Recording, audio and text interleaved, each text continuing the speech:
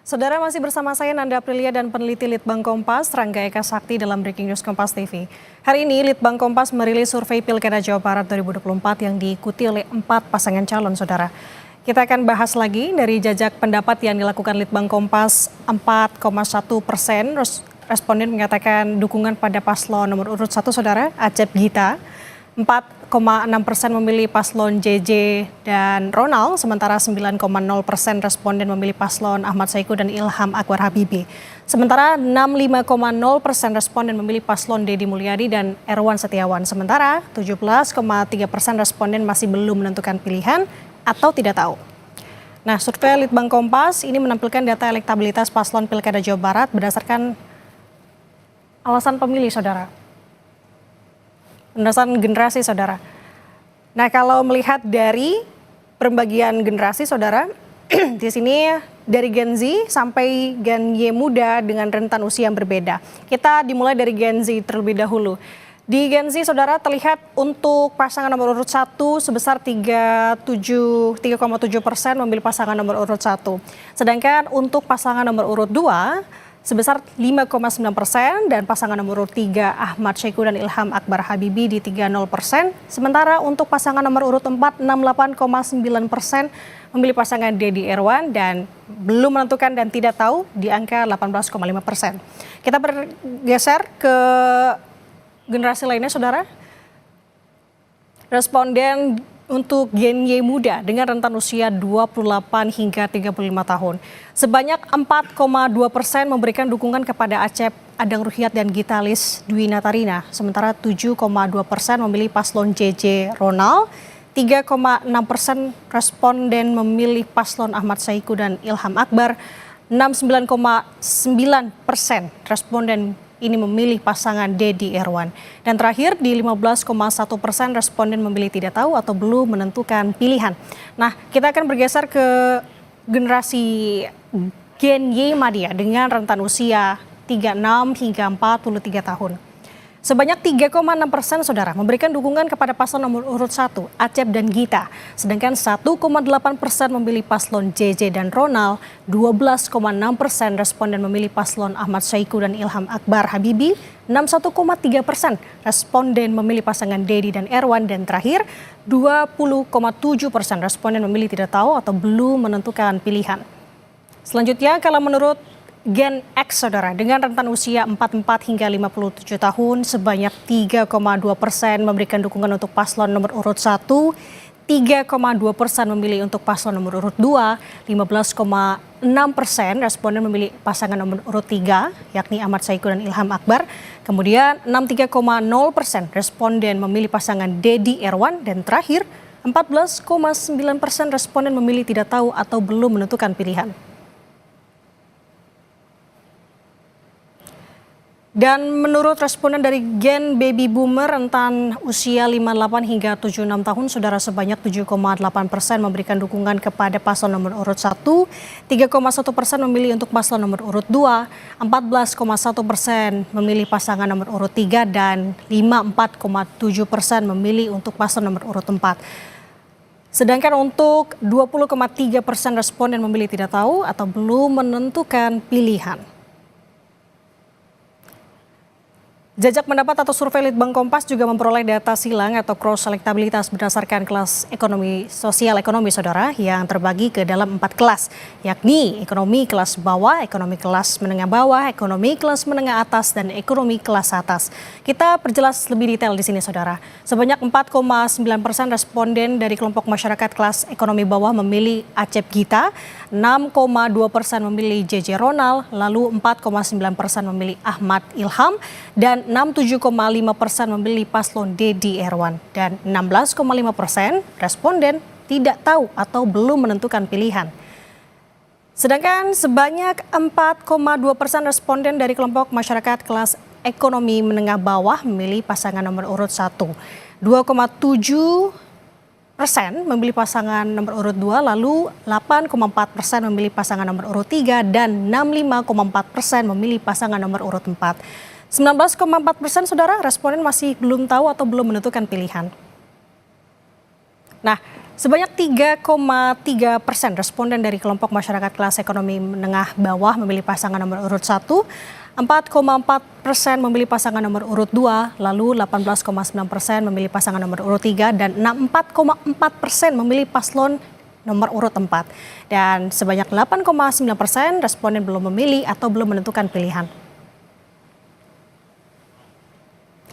Sementara untuk ekonomi kelas atas saudara, di sini untuk pasangan nomor urut 1 yakni 2,9, sementara untuk pasangan nomor urut 2 di 8,6%, dan untuk pasangan nomor urut 3 di 20,0%, dan nomor urut 4 42,9%, sementara untuk belum menentukan pilihan atau tidak tahu di sebesar 25,7%. Nah, Mas Rangga, kalau kita melihat dari perolehan hasil survei berdasarkan generasi usia, apa yang sebenarnya ini mendominasi sehingga angka tadi bisa keluar seperti itu? Ya, itu mungkin ada dua kesimpulan yang bisa kita tarik dari situ ya, indikasi lah mungkin ya. Yang pertama bahwa memang itu tadi agak sesuai dengan cara para paslon ini untuk berkomunikasi atau mensosialisasikan kampanyenya begitu ya. Tadi kita bisa lihat kalau berdasarkan generasi memang muncul sebuah tren di mana yang menarik adalah elektabilitas dari Pak Ahmad Saiku dengan Pak Ilham Habibie itu relatif naik gitu seiring dengan jenjang usia begitu ya. Nah, itu kan sedangkan tren yang sebaliknya itu muncul di paslon nomor urut 4 gitu, Pak Dedi dan Pak Erwan. Nah, ini menunjukkan bahwa di generasi Z kemudian generasi milenial ya, milenial muda dan milenial begitu. Itu kan relatif lebih aktif begitu ya menggunakan media digital atau media sosial begitu sebagai kanal utama dari Pak Dedi Erwan ini dalam mensosialisasikan program politiknya begitu. Sedangkan kelompok umur yang lebih senior itu memang mungkin lebih nyaman ketika mendapatkan sosialisasi politik melalui kanal-kanal yang lebih konvensional begitu. Itu terlihat bagaimana relatif naik begitu elektabilitas dari terutama Pak Ahmad Saiku dengan Ilham Habibie. Itu yang pertama. Yang kedua adalah tadi ya, ini sesuai dengan ini juga Mbak, SES tadi ya, sosial ekonomi. Itu juga trennya mirip begitu kan. Untuk kelompok bawah sampai menengah bawah, itu memang relatif lebih dikuasai oleh Deddy Mulyadi, Irawan Setiawan. Namun penguasaan suara dari Ahmad Saiku, Ilham Habibie itu relatif naik begitu. Seiring dengan tingkat ekonomi tadi di menengah atas dan terutama di atas itu suaranya relatif jauh lebih besar dibandingkan dengan kelompok yang menengah bawah dan bawah. Ini sudah sesuai dengan profil pemilih PKS juga. Tadi di segi umur itu kan profil pemilih PKS juga memang relatif lebih dewasa begitu ya dibandingkan dengan profil pemilih partai pengusung Pak Dedi dan Pak Erwan begitu. Sama halnya juga dalam hal sosial ekonomi, profil pemilih PKS di beberapa kontestasi politik sebelumnya itu memang juga relatif mengarah ke kelompok sosial ekonomi yang lebih mapan gitu di menengah atas dan atas. Nah, ini sudah cukup sesuai dengan tadi ya tren yang secara umum tergambar dalam beberapa tahun terakhir. Oke, yang menarik kan sebenarnya untuk generasi, kita ke generasi dulu deh Mas. Generasi kalau melihat dari grafik yang ada, tampaknya untuk paslon nomor urut 4 ini angkanya lebih tinggi dibandingkan ketiga paslon lainnya. Ini sudah hampir dari setiap generasi yang ada, tapi saya ingin bertanya kepada generasi Z di bawah 28 tahun Mas. Bisa angkanya sedemikian rupa, ini karena apa? Apa karena memang pendekatannya, cara kampanye mereka di masyarakat begitu ataupun melalui media sosial atau seperti apa dari hasil penelusuran di lapangan? Ya, hasil tangkapan kita memang terutama di Gen Z dan Gen Y muda ya. Jadi generasi yang masih di bawah umur 36 tahun itu relatif lebih menangkap nuansa-nuansa yang lebih light, yang lebih mudah diakses informasinya melalui media sosial dan lain-lain. Nah, ini memang sasaran yang relatif lebih bisa dikuasai oleh pasangan Deddy Mulyadi, Irawan Setiawan gitu. Kalau kita lihat cara kampanyenya, kemudian sosialisasi politiknya kan relatif lebih ringan begitu ya, dan sehingga itu mudah untuk dikonsumsi oleh kelompok usia tadi. Nah, itu agak berbeda dengan kelompok usia yang lebih matang tadi, yang kalau dilihat tadi itu memang relatif angka undecided-nya yang belum menentukannya itu agak sedikit lebih besar. Nah, ini menandakan bahwa mereka itu benar-benar mencerna informasi dengan lebih serius dan pelan-pelan begitu ya. Nah, ini mungkin yang membuat kenapa tadi suaranya Pak Deddy Erwan itu tinggi sekali ya, hampir 70% di kelompok usia muda, Gen Z dan milenial muda, sedangkan agak menurun begitu seiring dengan semakin matangnya responden gitu. Oke, kalau untuk di angka 18,5% ini pertimbangan masih belum tahu, kebanyakannya kenapa Mas? Kalau kita lihat ya memang mungkin ya tadi ya, ini seragam sesuai dengan tangkapan secara umum ya, bahwa biasanya yang belum menentukan pilihan ini mereka agak relatif lebih selektif dalam mencerna informasi begitu ya. Mereka memang masih menunggu proses kampanye nanti selesai, kemudian proses debat nanti seperti apa. Mereka ingin mendapatkan gambaran yang lebih utuh sebelum nanti menentukan pilihannya di hari pemilihan begitu. Artinya debat juga berpengaruh di sini ya Mas, apalagi kemarin baru debat perdana. Ya. Masih melihat begitu ya? Setidaknya dari kelompok responden yang memang mungkin lebih kritis begitu. Oke. Nah, kalau melihat dari angka-angka ini Mas, sebenarnya apa sih yang paling mendominasi sehingga kalau kita melihat di pasangan nomor urut 4 ini angkanya lebih tinggi dibandingkan ketiga pasangan lain? Ini untuk semua generasi rentan usia begitu Mas, Gen Z, Y muda dan segala macamnya. Apa yang paling mendominasi sebenarnya? Tentu faktornya bukan hanya satu ya Mbak. Kalau kita lihat bagaimana kampanye itu berjalan begitu. Ya. Pertama memang secara modal di atas kertas begitu. Sokongan partai politik di paslon nomor 4 ini kan relatif lebih besar gitu dibandingkan dengan paslon-paslon lain. Ini kan jadi modal bagi paslon nomor 4 ini untuk melakukan sosialisasi kampanye secara lebih masif karena infrastruktur politiknya sudah lebih luas begitu Mbak. Itu yang pertama. Yang kedua dari segi sosoknya juga kalau kita lihat memang dari survei kita sebelumnya ya, sebelum masa pencalonan itu ada, memang nama dari Pak Deddy sendiri itu sudah muncul begitu di survei kita. Nah, ini juga menguatkan asumsi bahwa sebelum masa pencalonan modal sosial atau modal politik dari paslonnya sendiri itu sudah cukup ada begitu. Nah, kemudian kombinasi bagaimana pada akhirnya tadi ya faktor sosok ini punya pengaruh begitu. Kemudian dia sudah punya kanal yang cukup besar begitu di media sosial dan pengaruhnya juga lumayan.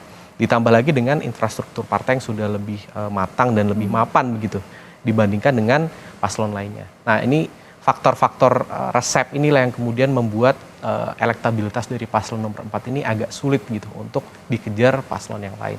Oke, kita bergeser ke untuk kelas ekonomi Mas. Kita akan lihat grafiknya. Ini bagaimana penjelasan di lapangan hingga akhirnya ada keluar muncul angka-angka ini?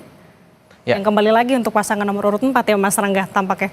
Ya, tapi tadi ya kalau misalnya kita lihat berdasarkan ekonomi, itu yang menarik adalah bagaimana terutama di kelompok yang atas ya, itu ada drop yang agak signifikan gitu di elektabilitas paslon nomor 4 begitu ya.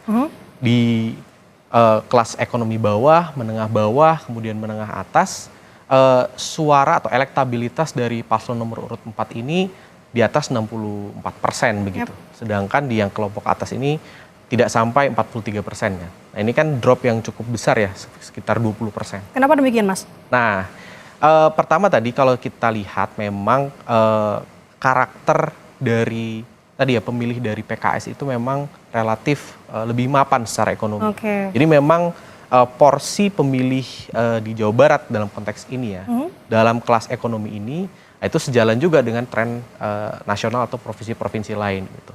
Nah, ini juga bisa di-cross Mbak sebenarnya dengan wilayah atau basis yang dikuasai oleh PKS dalam konteks ini Pak Ahmad Saiku Ilham Habibie begitu. Misalnya Kota Depok, kemudian Kota Bekasi, daerah Bodebek lah begitu ya, yang relatif secara ekonomi ini punya pendapatan daerah yang lebih besar begitu dibandingkan dengan wilayah-wilayah lain. Nah, ini kan juga tadi ya wilayahnya basisnya PKS dan tentu akhirnya kelompok menengah atas dan atas ini relatif lebih besar begitu mengalir ke pasangan nomor urut 3 ini.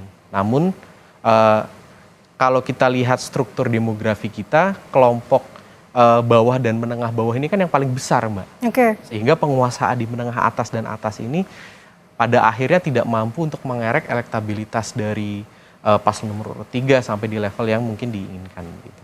Oke, ini menarik ya Mas Rangga untuk kita simak.